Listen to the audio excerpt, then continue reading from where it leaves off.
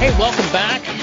Another great edition coming up of the Brewery Underground podcast. Steve Sullivan joined along with Scott Touron. And, Scott, I think today we're going to have a really good episode. We're just two common guys hanging out here. Yeah, man. Absolutely.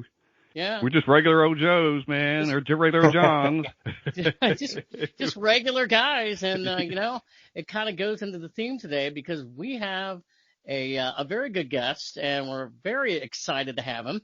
He is LeBron Haggard. He's the founder and owner of Common John Brewing Company in Manchester, Tennessee. Common John, love it. And I know, yeah. No, I was going to say, I messed up. Common John, we it love happens all the time. No, and your name is not John. I'm just saying, Common John, we love it. And LeBron, we are definitely glad that you're here today. Thanks for joining us. Yeah, thanks for having me on the show. Yeah, thanks, man. It's good to see you. Hey, where do we find you at? You're at the brewery right now? You see all the barrels behind you. Yes, I am. I'm in my luxurious 10 by 12 office here that I share with like 5 other people. Well, good deal. You fit a lot of barrels in that little room. Yeah, right. Yeah. No, I don't think you want to see my jacked up room in here. So I got a nice little background there. I love the barrels. So, how's your 2025 going so far? Oh, it's nuts. But I mean, it's, I think most breweries would say it's kind of January is probably the worst month out of all the months, as far as business goes. But we've actually started off really strong. We didn't get hit as hard with the snow this year as we did last year at this time. So, but we had a couple days there where it was we closed one day and it was slow. But no, we've had a really good first 2 weeks of the year compared to previous years, but got a lot of things in store for this year. So it's kind of, even when it's slow out there in the tap room, it's plenty to go on behind the scenes. There's always something to do, isn't there? Yeah. Well, you guys are a family-owned brewery, and for people that may be listening out of state, Common John Brewery, you guys are in Manchester, Tennessee, which is really between Nashville and Chattanooga. And if I'm not mistaken, are you from that area originally? Yeah, born and raised here in Manchester. I've lived here, Lord, my entire life outside of a few months, college time when I was away in college. And I worked in Nashville for years. I feel like I only came home to lay my head. So sometimes I don't feel like I've been living here because I never got to see anybody. But that's changed now. I'm here at the brewery, so I get to meet everybody. Absolutely. Awesome. Well, I see you sipping on a beer tonight. Yeah. What are you drinking there? That's our latest. Just to kind of, see the camera's kind of cutting out, but that's our latest. We have a series of hazy IPAs called Slow Down Easy. So that's our 16th chapter of that. So it's all New Zealand hop. We use Motueka, Nectaron, and Wahida hops. Okay. But we just a little pet project. I have a love-hate relationship with hazy IPAs, but we're finally getting them to where I love them. So getting rid of the hate been my go-to lately. Steve, what are you sipping on? Has it been a bit of a transition then when you're talking about the IPAs for you? Did you start out maybe not liking them, and now as you're kind of evolving with your brewery and everything, how's that changed for you? Oh, well, I personally, I'm a hophead, but I'm an old school, double IPA, Pliny the Elder is my go-to or favorite, IPA. But no, I love IPAs. The hazies are, they've been around for a few years, but they're definitely a finicky sort when it comes to, brewing and aging them. Everybody likes to have that nice haze, which this one does. Yeah. But we kind of have our hands tied a little bit because we put most of our beers outside of the ones that we put into serving tanks that we serve out of. So it's basically like a lager tank. So it's, you got to really nail the recipe to keep that haze stable, because anything will clear up over, once it's aged in a cold room for months, which luckily our beers are pretty popular. So we usually go through these in a matter of a few weeks. So that helps too. But no, I love IPAs. We, actually this when we have these hazies on, man, that's probably our top 2 or 3 seller. So awesome. it's a good product for us, even down here in a small town. That's a good looking Scott, beer, what are you too. drinking? Dude, this is brand new in Nashville. It's from our friends, Johnson City Brewing. It's called Blue and Gold, and it literally hit the shelf at Main Street today. Eric personally delivered them to Main Street today. Nice. So he dropped us some stuff off. I grabbed one of these from there, but it's called Blue and Gold from Johnson City Brewing out of Johnson City, and it's a golden ale with blueberry puree, and it is really damn good. Yeah, it's nice. All right. They have a peach. I forget what it's called, but they do like a peach pale ale. Yeah. Oh man, that's a banger too. He gave us some of that. So Steve, I got you one in the car, and they've got that at Main Street too. So I'm glad to see them here, and it's cool. Yeah, I can't wait to have it. Yeah, I got Well, several. I'm drinking from Panther Creek. I'm drinking their beer flavored beer, and happy to do so. LeBron, I know you know those guys as well, and even though their brewery isn't open anymore in Murfreesboro, they're still brewing the beer out there and still available. So I'm very happy to be drinking one of them and helping those guys out tonight. We just kicked a keg of that. Actually, I was cleaning up some empty kegs and moving them around a few minutes ago, and I saw the empty kegs sitting there. But we love the guys at Panther Creek. They're awesome. Yeah. They look the part too, don't they? As beer guys, they are just through and through beer guys. Man, we were in there a few times to talk to them, man. We couldn't get enough of them.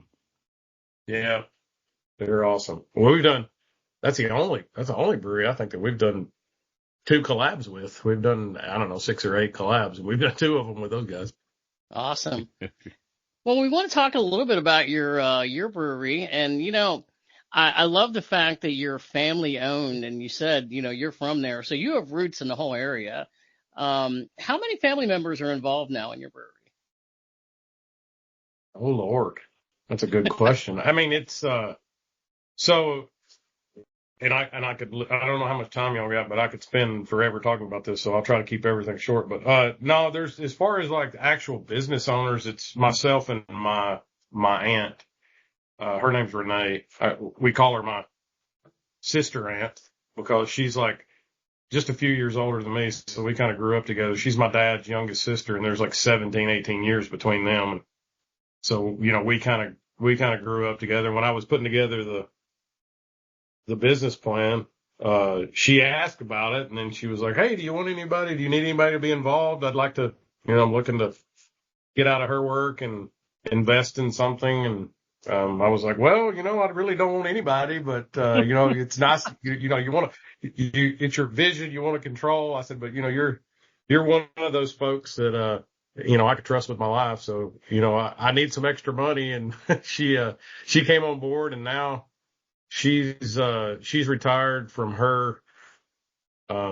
She worked in logistics, for 20 plus years. So she's retired from that, and she works a lot here, but mostly from home. So she handles our invoicing, HR, accounting, stuff like that. My daughter, she's been here since day one. My oldest daughter, Shelby, she was looking to go back to school to get her master's degree. And I took her to the Craft Brewers Conference in Nashville, and she decided to get her master's degree in fermentation science. So she's my fermentation guru, and she manages the tap room, does most of our small batch programs. So all the sours that we haven't done many, like I say small batch. We're 7 barrels, so that's pretty small anyway. But most of our sour stuff right now, we just do like smaller, like 5, 10, 15 gallon batches, just testing stuff.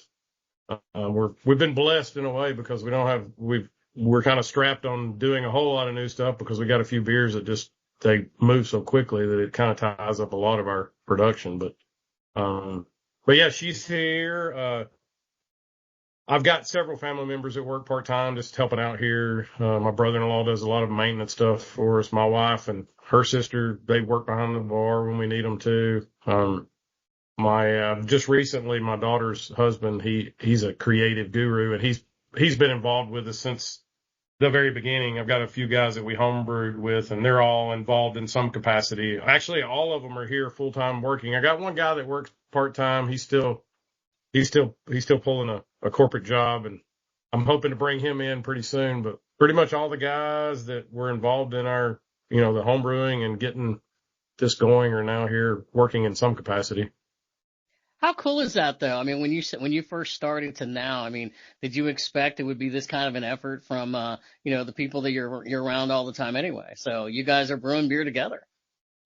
Yeah, it is kind of a dream. I joke with them all the time. I was like, I have this dream that I want all of us to be here and all of us to at least make a decent. That's part of it too. It's like it's tough. We've grown faster than I ever planned, but part of it's because I want to be able to bring these guys in and to be able to work here. We love brewing together and love this industry. So it's something we've kind of challenged ourselves in to try to get to the point of grow this so we can all be doing this full time. That's amazing. So LeBron, your name isn't John, obviously. Where does the Common John name come from? And I have to ask that because the other thing, the follow up is, how many times a week do you get asked that? Who is Common John? Of course, we've got to ask it, right? Well, it's funny how many people that come in here fairly regular that refer to me as John, just because I guess I'm the face of this place. But I always tell people when they come in asking for John, I'm like, you're John. We're all John. This is the whole point behind the name.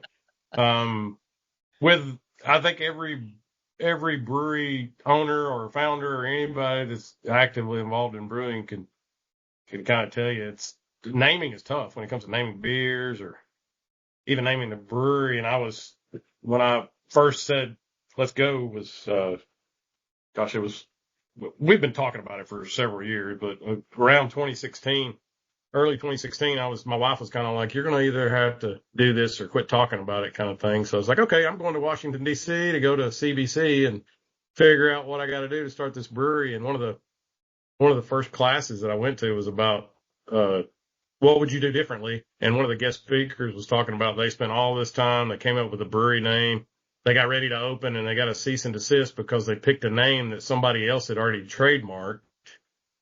And it, got to get into a whole lot of detail, but when it comes to stuff like that, really it ties into wine and spirits, brewery names, brewery beer names, stuff like that. So we really took it to heart to try to come up with a name that was not specific to this area, but something that was not craft brewers, but sometimes craft beer can be a little bit pretentious. So we wanted to have a name that kind of connected to everybody, as much as we could. And I kind of equate it to, we were just looking for that just average Joe kind of name. And we just literally got writer's block because every name we came up with as we searched it, there was some block, some road block, and we just couldn't come up with it. And we gave up. I had a notebook of probably 15 pages of names, and I was like, none of us were coming up with anything that worked. And I was like, shoot, I paid an ad agency a little bit of money, not a lot. I was like, hey, take all this and come back with some other names. And they did, and I didn't like any of them.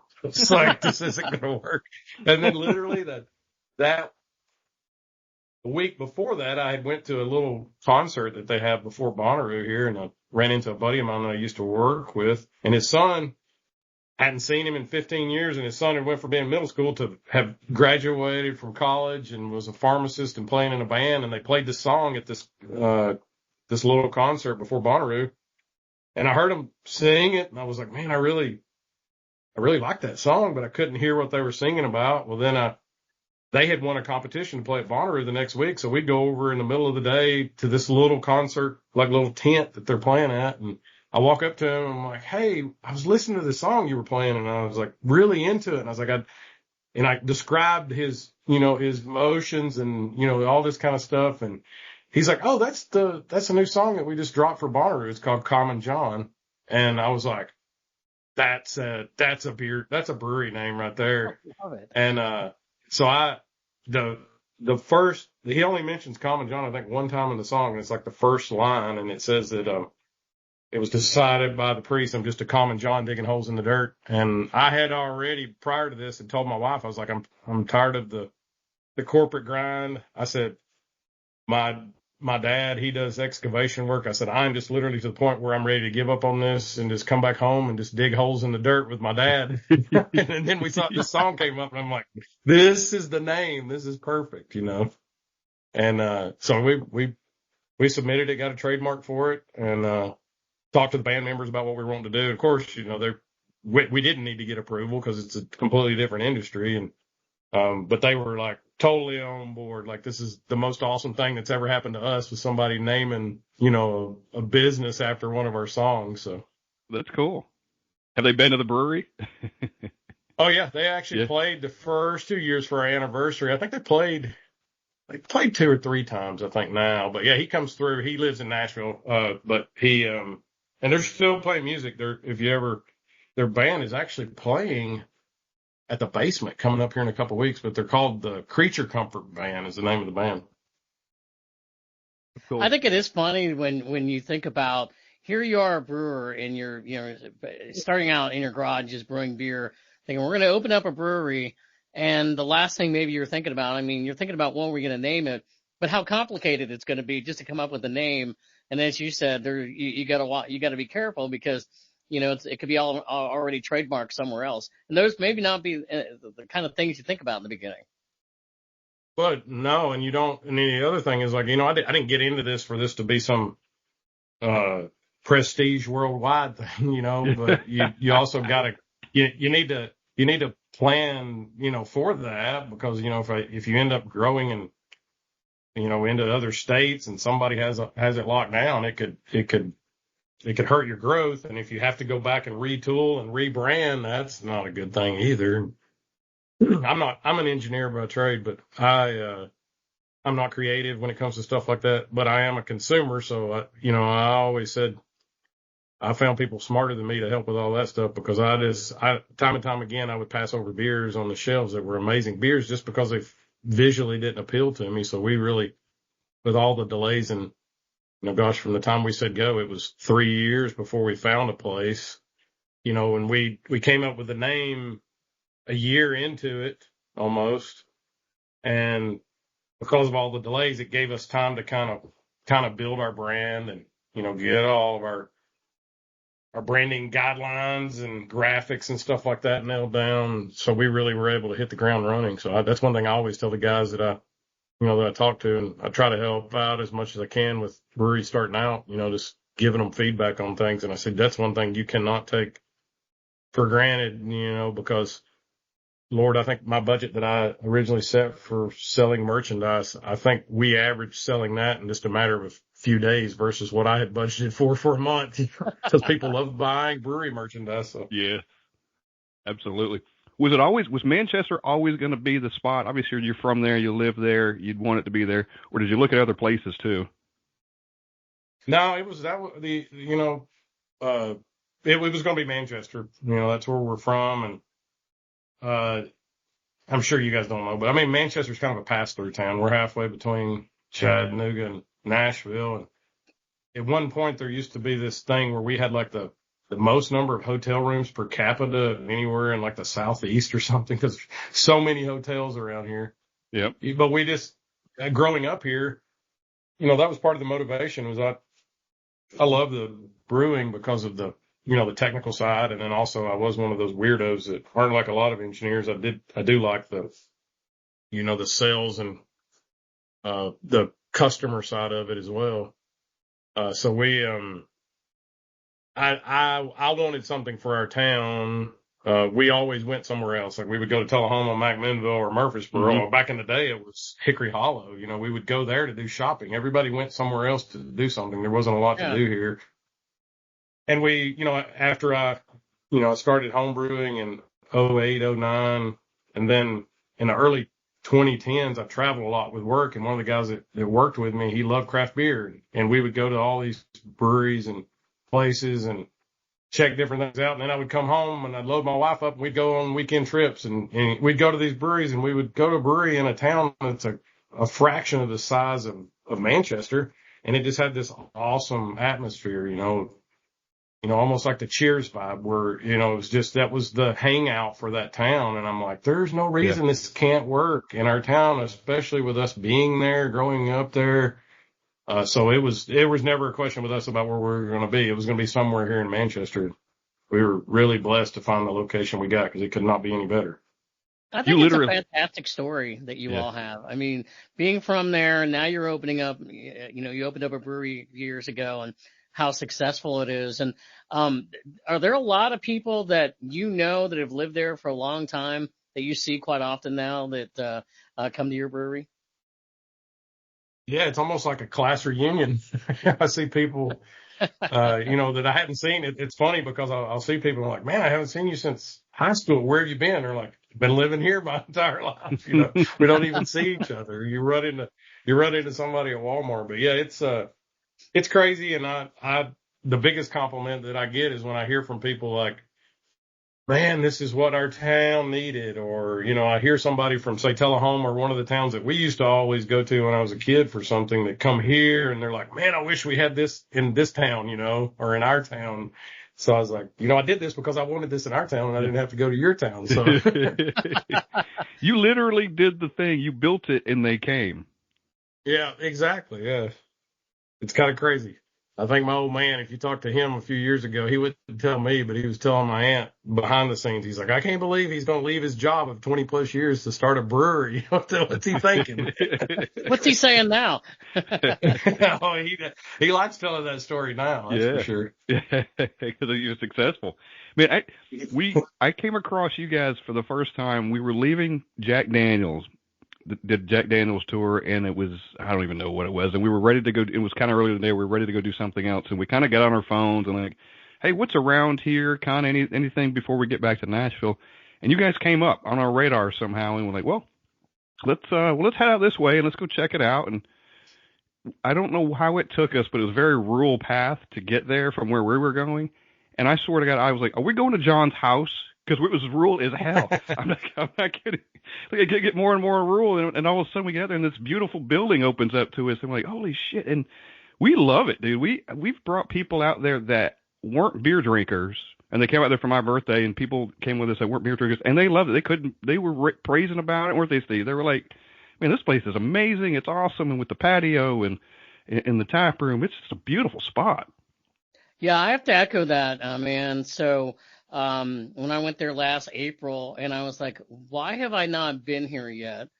This is a beautiful brewery. I live in Rutherford County. I live, up near like Laverne, Smyrna area. And, we did a top 10, our top 10 favorite new breweries of 2024. And Common John was on my list, man.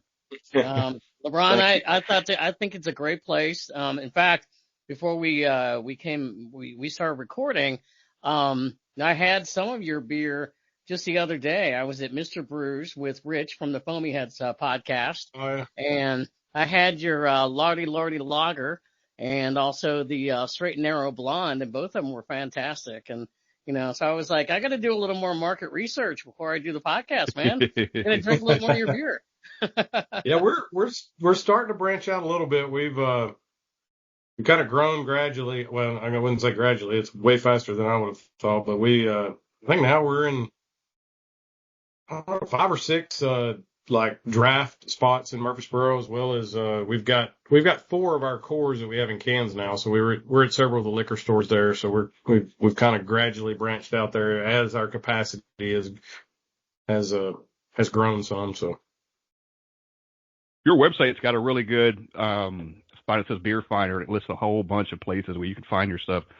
Tullahoma, like you said, Murfreesboro, out your way. There actually shows one, and I couldn't find it. It actually does say Main Street Liquors on here as far as Nashville goes, but I can't find any in there. I actually looked a couple times. yeah, I don't know if it's still there. That was actually, I need to get with him. We did a collab with them where they gave us a barrel, and I'm trying to remember now what it was. I think it was a new Riff barrel. I think it was our Devil's Riff. We did a barrel aged version of our Heathen Child, which is a Vienna lager, which turned out awesome.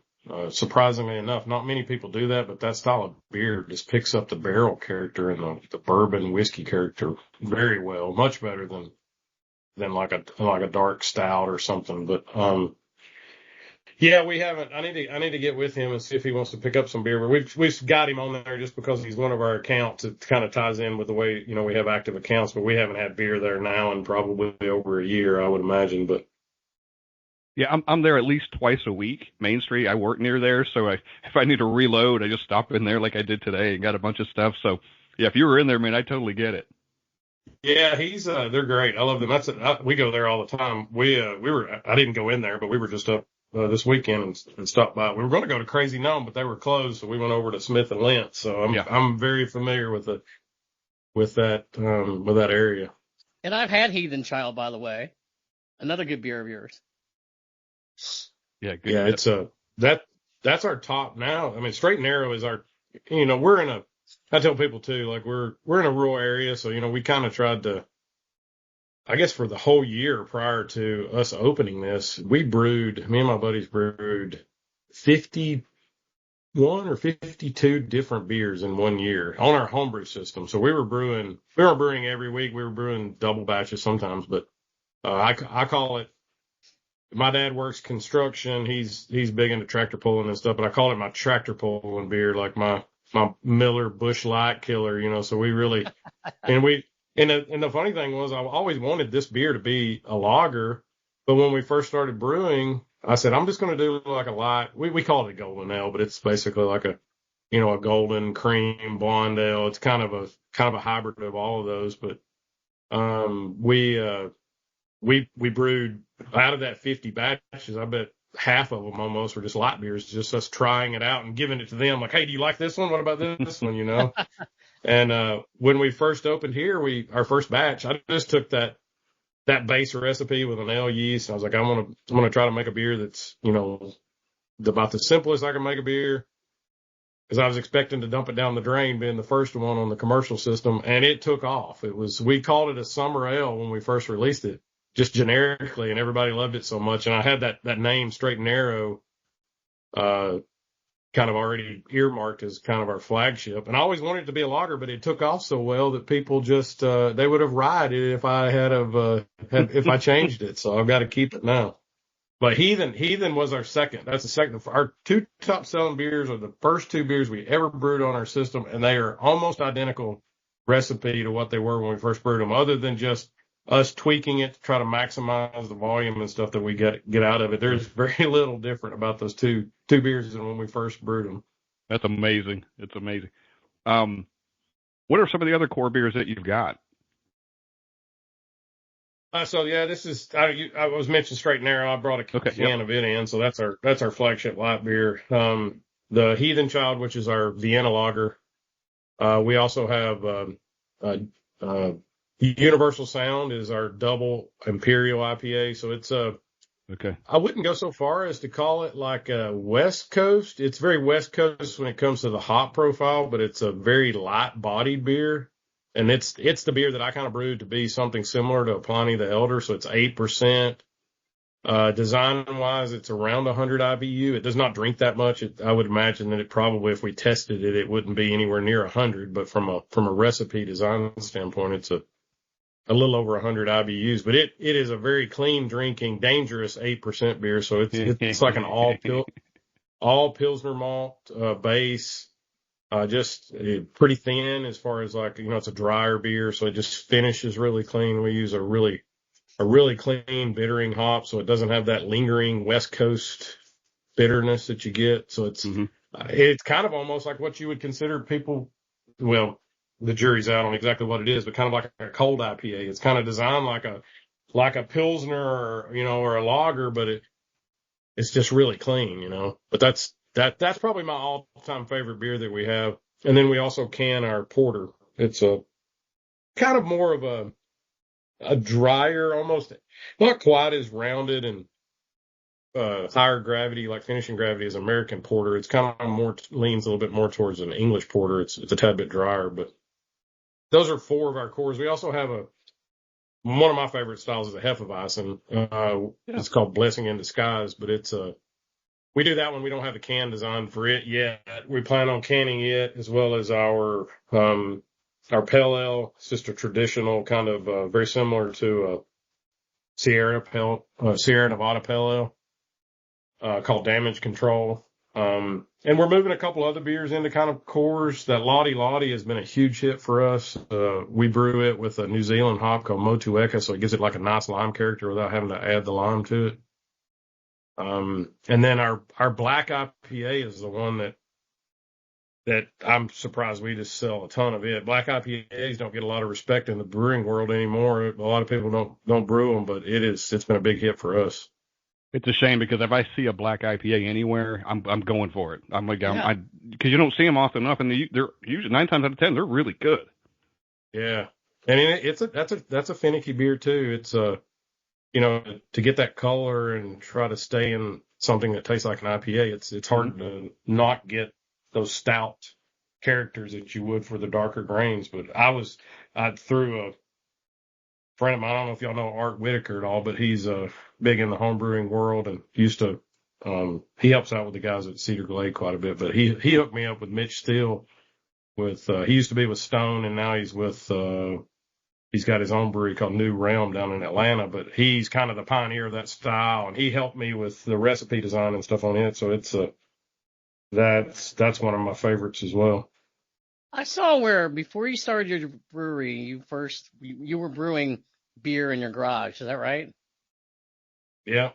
Do you remember like the first beer that you ever brewed and how it turned out? That's a good question. I mean, the first beer I ever brewed, I was brewing with someone else. I think we were just talking about this not long ago. I think the first beer that we ever brewed as a group, our core group that we got together now, was a Belgian IPA. Okay. And we've done a small batch of it. It turned out great. It actually was a really good beer. And I joke because everybody talks about dumping beer. I don't have any real wood around here. I'll knock on wood, but outside of a couple small batch beers, we've never made one so bad to have to dump it. But that beer we actually replicated in a small batch. We want to do a full batch. I just haven't gotten around to doing it. Belgian IPA is a little bit of a stretch as far as like doing it on a commercial scale. It's not one of those beers that people are too crazy about, but it was really good. You mentioned, how hard it was to come up with the Common John name. The names of your beers, a lot of these beers are great. Is it easy to come up with beer names, or do you guys have like a stockpile of stuff you want to use, or is it still you have to kind of? I have, I'm an older school guy. I do love technology, but I have this app on my phone. It's a Microsoft app called To Do. Yeah. And I keep up with my beer names because usually, probably oversharing, but usually the inspiration hits me whenever I've had too much to drink. all of our best ideas come keep then. Up. Yeah, but so kind of leaning on that whole thing, like with Common John. I had a friend of mine one day. I was driving home, and he's like, man, you know what would be a great beer name is Universal Sound. That's a reference to a Tyler Childers song. And I was like, you know what that is? So I was driving home that night. And we called it our Keezer, but it's a converted freezer that we had our taps on and we would do our home brew. So I get home, go in the garage and get around the Keezer. I'm drinking beer and I'm just listening to Tyler Childers songs. And I literally wrote down like probably 20 different names that come from lyrics from his songs. Straight and Narrow actually comes from one of his songs. The Heathen Child reference is kind of a hybrid. There's when one of his songs, I can't remember which one it was, but he mentions being a heathen, and that beer, I wanted to tweak it a little bit before we brewed it again, and everybody loved it so much. They were like, no, don't touch it. Leave it alone. And I was like, that's kind of like, my daughter said, that's kind of like your Heathen Child. It's the one you didn't want. So that's where that name came from. But most of ours are inspired usually a few of them are just hardships on the way to opening, but most of them are just from songs. Overwhelmingly, I think it's great. I mean, don't you feel like it makes it more entertaining for people when they come in and they're looking up at the board and they're going, okay, it's not just saying IPA or Golden Lager. That here's a fun name. Like I'm looking at your website right now, and you have one that's a rice lager called the Rice is Right. I think that's fantastic. I mean, I love that, and just a couple other ones, which you have a sweet stout called Pioneer River. What's the feedback you get from people when they come in? They gotta love these names. Tip happens. They love it. Fun one too. Yeah, Chip happened to it. And that's my daughter. They get her and her husband, they get funny with names. I'm kind of more like, I'm more like emotional about them. Like they got to pull a heartstring in some way, but they like to be funny and I love it too. So, and plus it takes the load off my back when they come up with names for stuff. But yeah, it is very interesting. And that's another thing that, we just stumbled on is like when you do stuff like that, and sometimes even the most obscure stuff, like it gets people asking questions about what does this mean? Like we have a beer and, we don't have it on tap right now, but there's a farmer that's, down in Hillsborough, Tennessee, which is like 20 minutes from us. And they, the long story or keep it short, try to keep it short, but my dad, when he went out on his own and started doing excavation work, they put him to work like cleaning ponds and cleaning fences and stuff. Well, then fast forward 40 years later, and I'm opening a brewery. They come to me and they're like, "Hey, we want to grow some barley. Will you make a beer with it?" And I was like, "Hell yeah, I'll do. Of course I will." So they grew some barley, and we're kicking around ideas on names.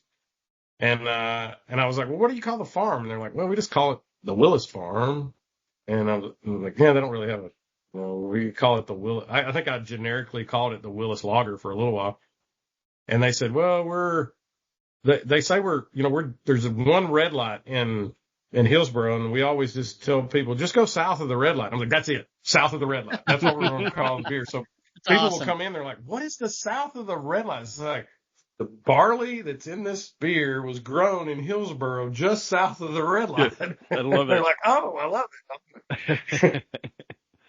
I can see you being a guy. I don't know how much time you do have at your brewery doing this when people come in and they're just standing there and they're talking about some of these brewery names, beer names. I can see you standing there wanting to have a conversation with them for 10 or 15 minutes just because. I mean, do you get to do that much, or are you pretty busy? It turns into hours sometimes. Yeah. My wife has this, she'll text me sometimes and, she'll say, "When are you going to be home?" I'll be like, "I'll be home in like 20 minutes. And then like an hour later, she's like, "The brewery sucked you in, didn't it?" And I was like, "Yep." I said, "I've been in a conversation for the last 45 minutes with somebody." So yeah, just having a good time and just sharing, and which is, part of that community too, that beer community, and just being involved in it has got to be a lot of fun. Oh, it is. I'm telling you, it is for what it's worth, craft brewery, independent breweries and stuff like that. It is such like a brotherhood, sisterhood kind of thing. It's crazy. I mean, there's not a week goes by, maybe not a day that I'm not talking to somebody. I was talking to Eric Latham yesterday. I was just talking to Ryan at Living Waters earlier today. I was text messaging with John over at, Cedar City in Lebanon. It's like we're just like a family, and we're always sharing ideas and stuff. And, that's a good thing is like, it's not, I tell people all the time, when we've even joked about doing homebrew kits here and selling them of our beers, like I will show you my recipe. I don't care. There's no secrets when it comes to it. Now you still can't replicate it. Like you're not going to, unless you go and pull my water and treat it exactly the same way as I treat my water, it's going to be hard to replicate it. But I mean, you'll have a version of it that'll be similar, Yep. Mm-hmm. Well, not only do you practice what you you actually practice what you preach. You guys do the beer fest. You have an annual beer fest called Family Reunion. And look, people that I've not been yet, and we will go this year. Everybody that's been raves about it. I was actually talking to Eric today, and he kind of mentioned that you do some stuff for brewers that nobody else does for Beer Fest, or at Beer Fest, and I think that's why people love going there and want to participate in it. So I know it's a big deal to you guys, but but people rave about this Beer Fest. And can you talk about the Family Reunion and kind of what goes on there? Yeah, well, we're coming up. This will be our 5th year. This September, October. We officially opened in October 1st of 2020. So we usually have our anniversary celebration mid September. We've called it the Family Reunion since the very beginning. The first year we didn't do the beer fest. We just did almost like a mini music festival kind of thing. But the Family Reunion it was all about it's just crazy here. And I know, it's partly that we're from here and we have so many local people that work here, and then our customers have become our family, and we're just like, that's the best name to call this, is because it's just like a big reunion. So, but we decided in the second year to do a beer fest because there's not any beer fest around here. There used to be one over in Tullahoma, which is about 15 minutes away, in our same county. But we love beer fest. We love like promoting other breweries and stuff. Mm-hmm. I think I'm totally on board with the whole saying about, a high tide raises all ships kind of thing. So I think, our piece of the pie is so small when it comes to, the total, we're 15% or less of total beer sales is craft beer. So, I mean, we're not the guys like us in Panther Creek and Cedar Glade and all those guys. We're not, I don't feel like, and I feel like they would feel the same way. We're not competing with each other. We're competing for that 85% of the pie. But we just, having done so many, even in the 4 years we've been open, and even prior to that opening, we did a lot of beer fests, just kind of helping to promote the brewery. We went into it with the whole thing is like, if we can make it enjoyable for the brewers, then the people that come here are going to enjoy it. And the breweries get hit with so many times. Lord, I could do a beer fest every freaking weekend almost, but it's just so hard to spend that time. And the other thing is the money, like some of the beer fests will buy beer. Others, they want you to donate the beer. And, somebody had told me once they figured up, they had $800 or $900 in just going to do a beer fest. So it's not, it's good advertising for us, but it's also a lot of work. So we just, a good buddy of mine, actually I met him right after the brewery opened. He moved here to Tennessee from West Virginia, and he was a huge beer fest guy. He used to help with a really big beer fest up in, Huntington, West Virginia. And we got to talking, and he's like, hey, I'll help you put this on if you want to do it. And I'm like, well, I don't have the time to do it. I need somebody who I can trust to do it. So if you want to try it, let's give it a whirl. And, he knew just like I did, we needed to take care of the brewers. So, I mean, there are breweries that, they'll donate beer, but we refuse. We will not ask somebody to give us beer. We buy the beer. We cater food in here for them. If they want to stay in a hotel, we'll put them up in a hotel for the night. We just really try to push to make the beer fest where they enjoy doing it. Cause I feel like if they're enjoying it, then everybody else is going to enjoy their time. And, so far it's worked really great. We're looking forward. You remind me, we're working on getting our stuff out to save the date for this year. There you go. It is a lot of work. I'm telling you. I said this year, I already sat down with them. I'm like, hey, I have an idea about something else I want to do that's not a beer fest. And the entire team was like, no, this is our 5th year. We're going to do the beer fest. After this year, we will consider what you want to do, but we are doing the beer fest one more year at least. So. I definitely think it's appreciated what you do for the brewers that participate in this thing. It's definitely appreciated. I've heard it more than one occasion. I think it's unprecedented. I think as far as I know, what you do to, for the brewers that participate in the beer fest. Yeah, and I wouldn't say that it's that we're unique. It's just that we've done enough beer fests and we've seen when people did it right and it felt good for us, and we just tried to. For lack of a better term, we just copied, they say about imitation is a flattery. So that's, we took all the good pieces we could from other beer fests and try to do that as much as we can just to make it work, people. And it is that way. I love it. Like, you go talk to the breweries and they're telling other people, I go there, they're telling their customers, like, this is the best beer fest that I've ever been to, Like, I love hearing that because I know I understand how much work that goes into it. So.